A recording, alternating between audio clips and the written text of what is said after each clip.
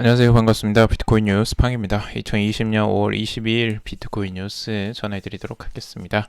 도움이 되신다면 좋아요, 구독, 댓글 달아주시면 감사하겠습니다. 뉴스 브리핑 먼저 해드리도록 하겠습니다. 2009년 채굴된 비트코인 50개가 움직였다라는 소식인데요. 지갑 주인이 누구일까에 대해서 의견이 분분하게 나오고 있습니다. 관련된 소식들 재미있는데요. 이 초창기에 비트코인이 채굴되었던 때죠. 2009년이면 비트코인이 탄생하던 해입니다. 그때 채굴된 50개 비트코인 50개가 움직였다라는 것에 대해서 많은 관심을 또 가지고 있습니다. 자, 그리고 다른 소식은 지금 비트코인 언제쯤 1만 달러를 넘고 질주할 수 있을까에 대한 기사가 있고요. 그리고 엘리엇 파동 이론을 가지고 지금 기술적 분석을 한 내용들도 있는데요. 알트코인 바닥은 비트코인 시총 점유율이 78%에 도달할 때다라는 기사도 있습니다.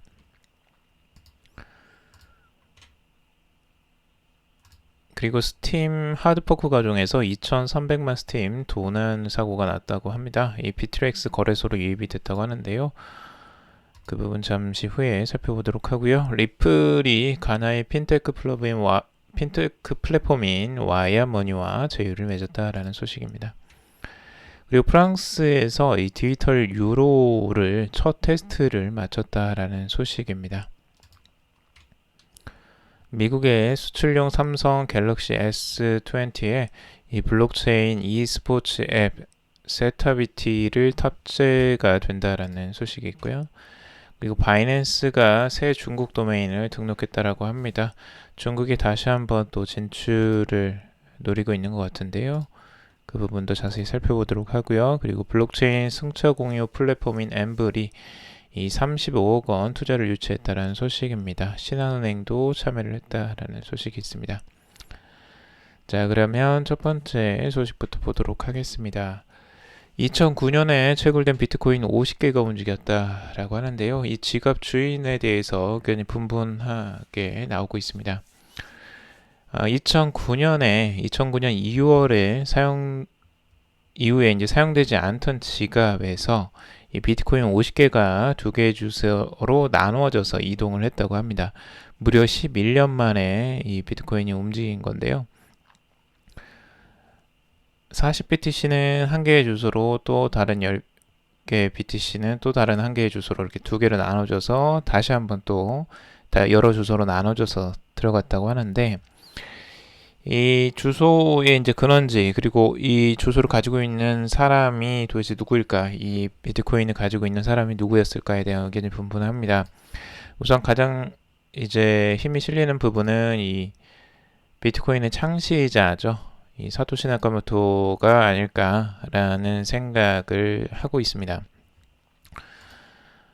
그렇게 이제 생각하는 이유도 이제 당연해 보이는데 지금 2009년 2월이면 완전 초창기 비트코인이 탄생됐던 그 시점입니다. 그래서 그 시초 블록체인이 이제 시초 블록이 비트코인의 최초의 블록이 생성되고 딱 한 달 후에 나온 채굴이기 때문에 정말 극소수의 사람일 거고 정말 초창기의 비트코인과 관련된 창시자와 관련된 사람이거나 창시자거나 뭐 이럴 가능성이 높다라고 이제 보는 거죠.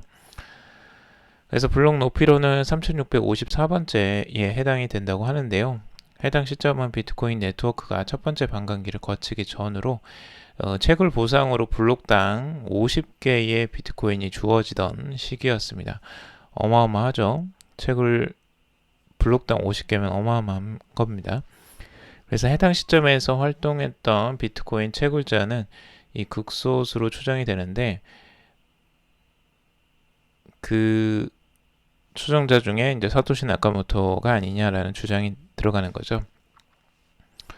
근데 닉 카터 코인 매트릭스 공동 창업자는 트위터를 통해서 이 사토시가 해당 비트코인을 채굴하지 않았다는 것을 증명하는 것은 기본적으로 불가능하다라고 하면서 사토시가 채굴한 블록은 논스 값의 특정 패턴을 가지고 있는데 이번 50BTC가 채굴된 3654번째 이 블록에서 해당 패턴이 없다라고 지적을 했습니다.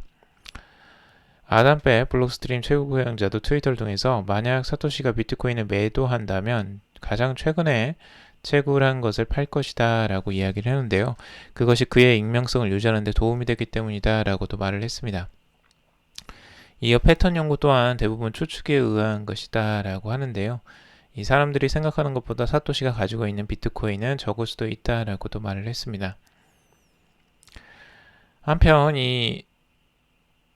이번 50BTC가 전송된 지갑의 소유자가 엔체인의 수석과학자 이 크레이그 라이트 박사일 것이다 라는 주장도 하는데요. 이 라이트 박사는 자신이 사토시라고 주장하는 대표적인 인물 중에 한 명입니다. 그래서 이제 지금 현재 소송까지 벌이고 있는 과정인데, 현재 이 해당 주소, 지갑 주소가 이 라이트 박사와 이 클라이만 형제가 벌이고 있는 이 소송의 법정 문서에서 이 크레이그 라이트의 소유 주소로 기재가 되어 있다라는 내용입니다.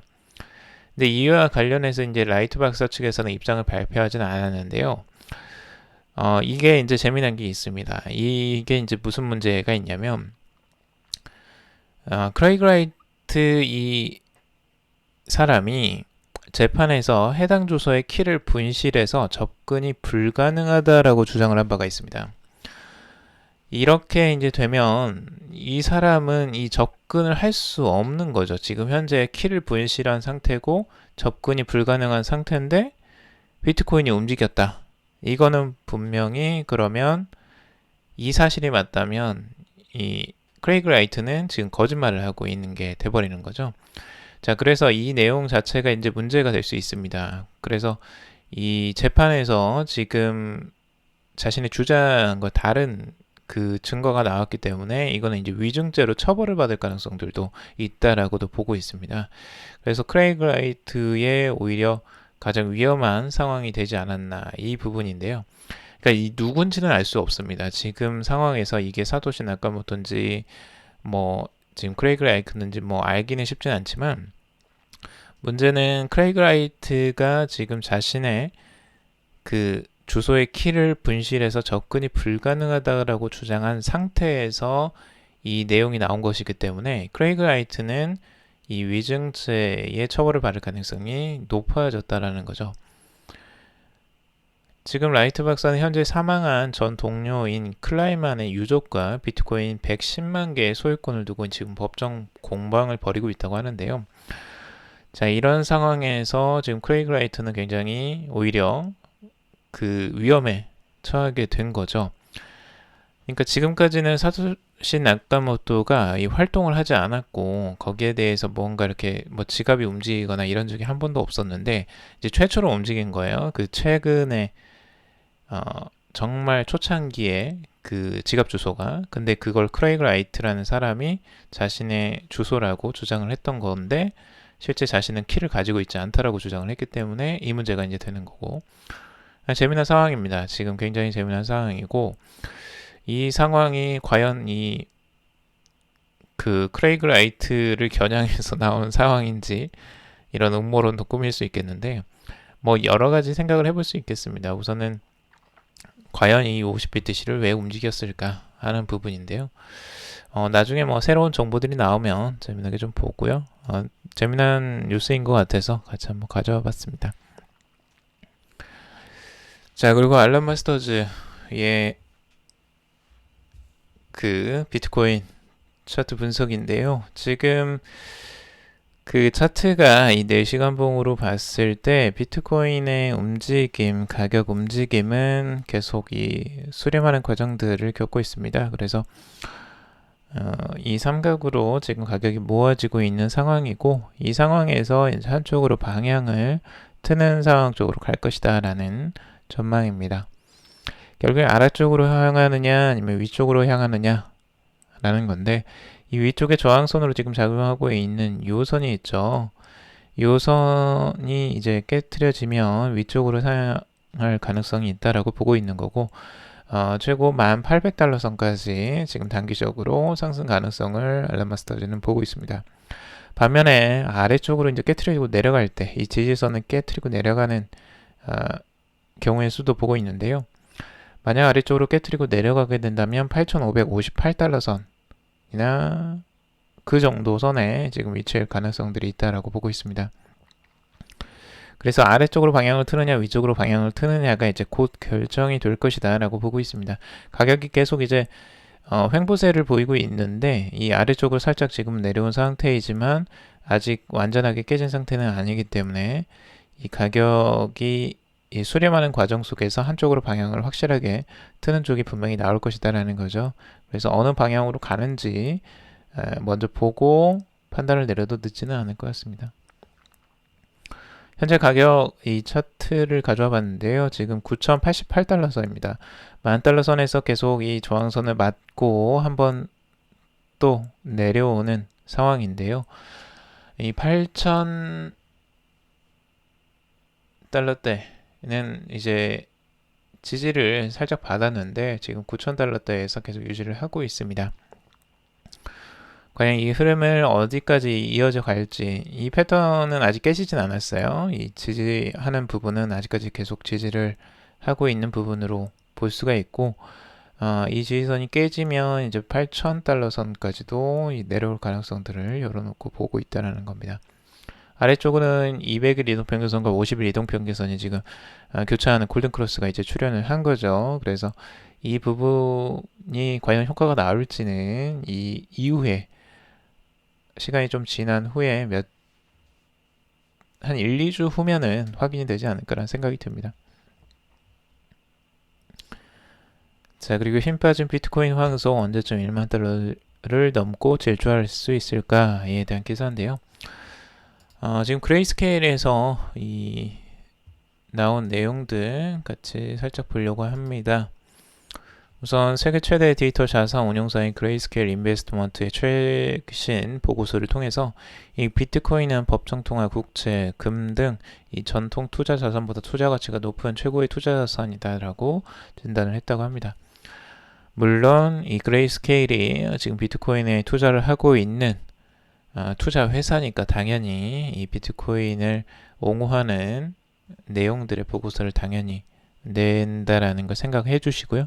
그리고 그레이스케일은 오늘날 전 세계 투자자들은 코로나 팬데믹으로 인한 경제 위기에 대응하기 위해서 포트폴리오를 다양화하고 큰 손실을 피할 수 있는 해지, 그러니까 위험 회피 방안을 고심하고 있다라고 하는 겁니다.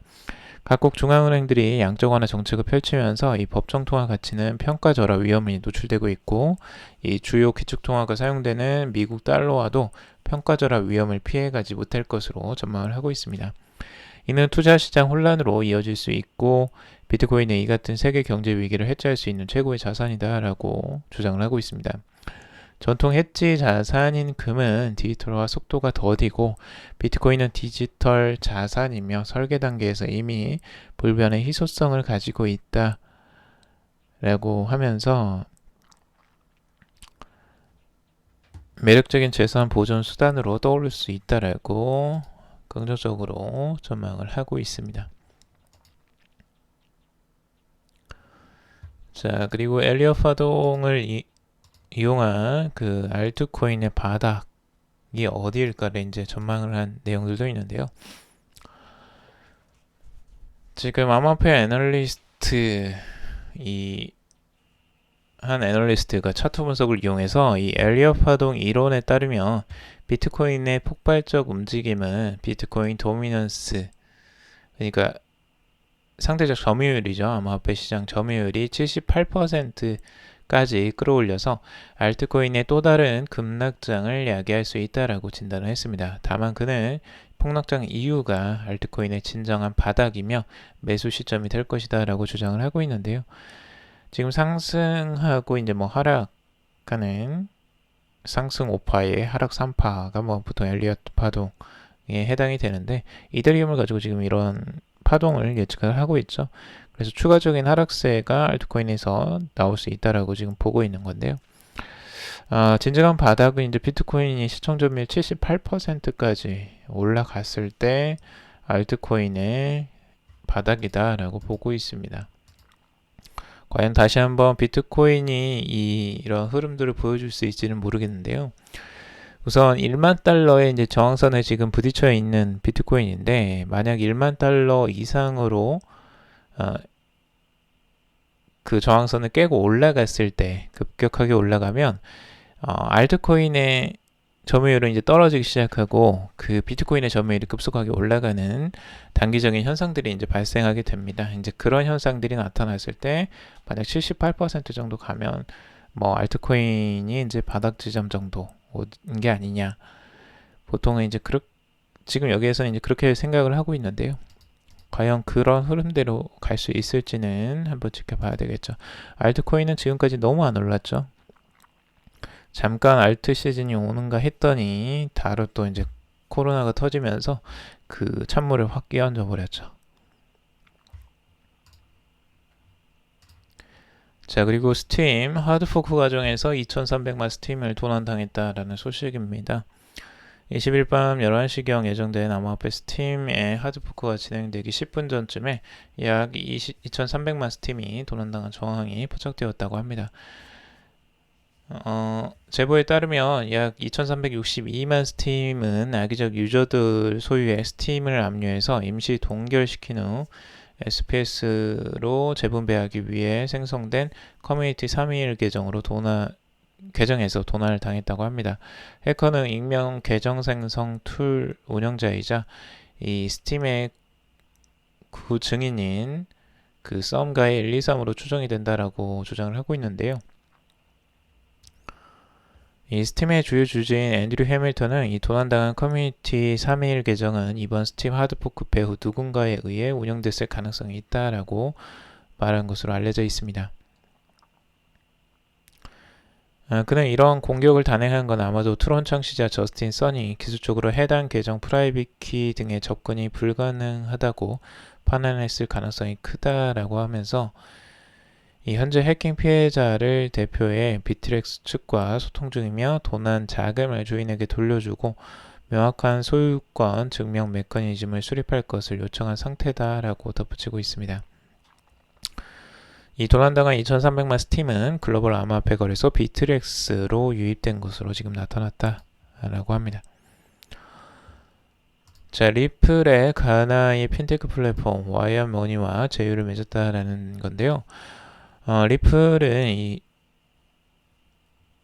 이 가나의 핀테크 기업인 와이어머니와 파트너십을 맺어서 아프리카에 진출을 하게 되었습니다. 핀테크 플랫폼인 와이어머니는 리플과 더불어서 아프리카 3개국 출시를 하게 되어서 이 거래 시간을 단축하고 송금 솔루션을 일반인에게 서비스하게 될 예정이라고 합니다. 와이어머니는 은행에 의해 주도되는 이 전통적인 금융 시스템의 경쟁자로 아프리카의 자체 금융 서비스로 리플과 파트너십을 맺는다라고 주장을 하는데요. 리플도 이제 동남아를 넘어서서 이제 아프리카까지 진출을 확장하는 것을 알 수가 있습니다. 지금 리플뿐만 아니라 그 트위터의 창업자도 잭 도시도 지금 아프리카 진출을 계속 넘보고 있고 많은 기업들이 지금 아프리카가 신흥 시장으로 많이 주목을 받고 있는 상황입니다. 그래서 아프리카는 아무래도 이제 은행의 지금 환경이 잘 조성이 되어 있지 않기 때문에 지금 그 송금이 이게 굉장히 수수료가 많이 들고 복잡하다고 합니다. 그래서 이제 그런 가장 비싼 지역 중에 하나라고 하는데 그걸 이제 해결할 수 있는 방안이 이 암호화폐라고 생각을 해서 암호화폐 기업들이 많이 뛰어들고 있는 것 같습니다. 자, 그리고 프랑스 디지털 유로 첫 테스트를 마쳤다라는 소식인데요. 이 프랑스 중앙은행이 이 디지털 화폐 CBDC와 관련된 첫 디지털 유로 테스트를 완료를 했다라고 합니다. 14일 CBDC의 유용성을 확인하기 위한 블록체인 실험을 성공적으로 마쳤다라고 프랑스 중앙은행이 발표를 했습니다. 프랑스 중앙은행은 올 초부터 새로운 기술이 은행 간 거래 향상에 기여할 수 있는지 검토하기 위해서 CBDC에 대한 실험에 나서고 있다라고 하는데요. 지난 3월 말 은행은 CBDC 테스트 계획을 공개하고 협력업체 모집에 나섰습니다. 이번 테스트에는 투자은행인 소시에테 제너럴이 참여한 것으로 확인이 됐습니다. 테스트 자체는 이 개발한 블록체인 기술을 사용해서 유로를 표시하는 디지털 증권을 생성하는 내용으로 진행이 됐다고 하는데요. 중앙은행은 앞으로 몇 주간 은행 간 디지털 유로 송금 등 CBDC 실험을 이어나갈 예정이라고 합니다. 그래서 프랑스가 지금 앞장서서 이 디지털 유로화를 테스트하고 진행을 하고 있는 것으로 알고 있는데, 지금 프랑스가 개발 중인 디지털 유로는 일반 대중이 아닌 금융기관 거래에 우선 도입될 예정이라고 합니다. 다만 소매형 디지털 화폐 도입에 대해서는 아직 신중한 자세를 취하고 있고요. 중국 같은 경우는 조금 다른 게 이제 소매형 디지털 화폐까지도 지금 생각을 하고 개발을 하고 있는 상황이죠. 자, 그리고 미국 수출용 삼성 갤럭시 S20의 블록체인 e스포츠 앱인 이 세터비티가 탑재된다라는 소식입니다. 미국 수출용 이 갤럭시 20 스마트폰에 이 삼성 데일리 앱에 이 블록체인 e스포츠 스트리밍 플랫폼 세터비티가 포함되었다라는 소식인데요. 삼성 데일리는 뉴스, 멀티미디어, 스포츠, 게임 등 콘텐츠를 제공하는 플랫폼이라고 합니다. 이 기존의 모델인 S10, S9, 노트 10, 노트 9에서도 업데이트를 통해서 앱을 이용할 수 있다고 합니다. 앞으로 이제 스마트폰에도 이 블록체인 앱들이 추가적으로 이렇게 탑재되는 경우가 많아질 것으로 보여지고요. 그리고 바이낸스 새 중국 도메인 등록 교육 기술 연구 목적이라고 하는데요. 유명 암호화폐 거래소인 바이낸스가 중국의 도메인을 새로 등록하며 중국 시장에 진입할 기회를 찾고 있다라는 소식입니다. 새 중국 도메인은 바이낸스 CN을 이 공업 신식화부에 정식으로 등록을 했다고 하는데, 해당 도메인은 지난달 초 기관의 승인을 얻었다고 합니다. 2017년에 암호화폐 금지령에 이 중국을 떠났던 바이낸스는 블록체인 연구 및 교육 목적을 내세워서 여전히 암호화폐에 비판적인 입장을 취하고 있는 중국에 진입할 기회를 모색하고 있다고 합니다. 이번에 이제 중국 진출을 다시 한번 생각하게 된 건 이 블록체인을 지지하는 이 중국 정부의 입장을 적극 반영한 것으로 해석을 하고 있습니다. 중국의 시진핑 국가주석의 발언을 시작으로 블록체인 기술을 전폭 지원하는 한편에 이러한 정부 입장이 비트코인과 같은 암호화폐에 적용되지 않는다는 사실을 강조해 왔는데요. 이 블록체인 산업, 컨설팅, 연구, 개발, 기부, 투자 등의 서비스 제공을 목적으로 하는 이번 바이낸스 웹사이트는 메인 화면에서 기업을 바이낸스 차이나, 세계를 선도하는 블록체인 생태계 구축 업체라고 소개를 하고 있습니다. 그래서 이제 블록체인 전문 업체로 지금 바이낸스가 다시 한번 중국 진출을 노리고 있는 것으로 볼 수가 있고요.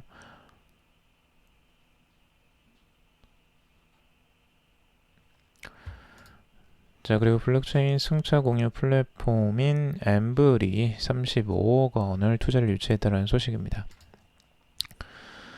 동남아시아 블록체인 기반 승차 공유 서비스인 타다를 운영하고 있는 엠블랩스는 이 35억 원 규모의 신규 투자를 유치했다라고 21일 밝혔는데요. 이번 투자 유치는 지난 10월 시리즈 A 투자에 이은 시리즈 B 투자를 위한 브릿지 라운드로서 이 신한은행, 일룸, 그리고 3기 오토모티브 등이 참여를 했다고 합니다. 이로써 엠블은 시리즈 A와 이번 브릿지 투자를 합쳐서 누적 투자 금액이 약 100억 원을 유치를 했다라고 합니다.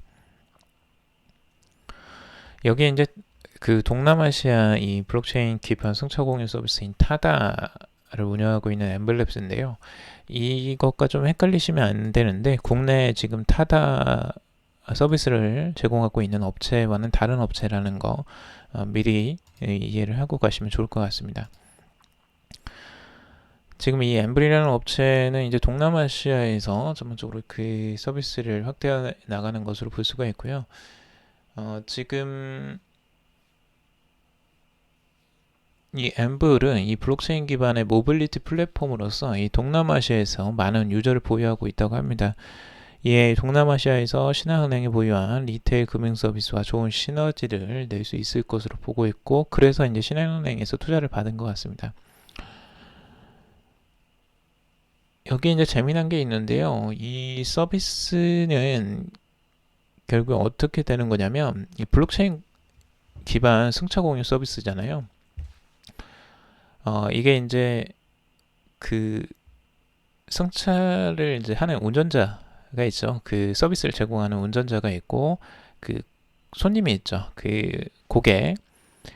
그러면 이 서비스를 이용하는 사람과 그리고 그 기사를 하는 그 운전자분이 두 분 다 이 그 데이터를, 실제 운전하는 그 공유 데이터를 판매를 할 수 있음으로써 거기에 대한 이제 보상으로 이 엠블에 관련된 이제 코인들을 받을 수가 있다고 합니다.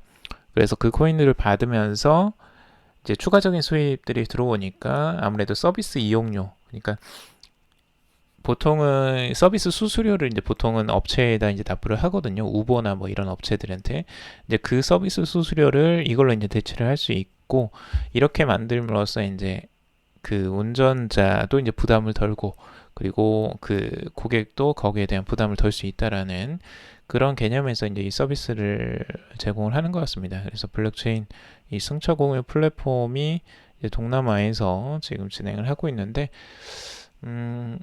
잘 진행을 하면 좋은 서비스가 될 것 같아요. 뭐 국내에서나 해외에서도 이렇게 이제 그 데이터를 주고 사고 팔고 하는 과정에서 추가적인 수입도 발생을 하기 때문에 좋은 서비스가 될 것 같습니다. 앞으로도 이제 블록체인 서비스가 이런 형태로 추가로 진행이 되지 않을까라는 생각도 듭니다. 자, 오늘 여기까지 정리를 해봤습니다. 여러분들 도움이 되셨길 바라고요. 도움이 되셨다면 좋아요, 구독, 댓글 달아주시면 감사하겠습니다. 투자에 관련된 정보들은 참고사항일 뿐이고 조언이 아니니 투자하실 때 여러분들 스스로 꼭 판단하시고 결정하시기 바라겠습니다. 그럼 또 방송 들어주셔서 정말 감사합니다.